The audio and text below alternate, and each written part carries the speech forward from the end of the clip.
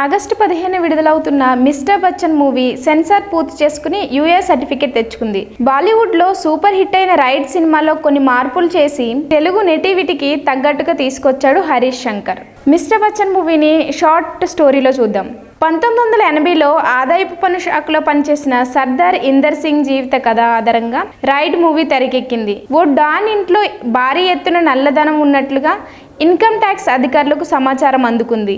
అయితే అక్కడికి వెళ్ళిన వారికి చేదు అనుభవం ఎదురవుతుంది. దీంతో మిస్టర్ బచ్చన్గా పిలువబడే హీరోకి ఆ బాధ్యత అప్పగిస్తారు. హీరో ఆ డాన్ ఇంట్లో ఉన్న నల్లధనాన్ని ఎలా వెతికి తీస్తాడు, ఆ ప్రయత్నంలో అతనికి ఎదురైన ఇబ్బందులేంటి అనేదే ఈ మూవీ.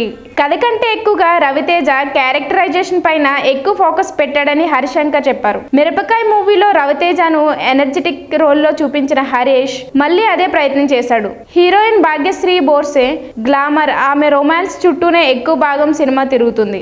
ఇప్పటిదాకా విడుదలైన మిస్టర్ బచ్చన్ సాంగ్స్ అన్నింటికీ కూడా మంచి రెస్పాన్స్ వచ్చింది. థియేటర్లలో పాటలకు జనాలు డాన్సులు చేయడం ఖాయం. మిక్కీ జే మేయర్ ఈ మూవీతో స్టార్ మ్యాజిక్ డైరెక్టర్ లిస్ట్ లో చేరే అవకాశం ఎక్కువ ఉన్నాయి. మిరపకాయ మూవీలో వర్కౌట్ అయిన మాస్ మహారాజా రవితేజ రొమాంటిక్ యాంగిల్ ఈసారి వర్కౌట్ అవుతుందా?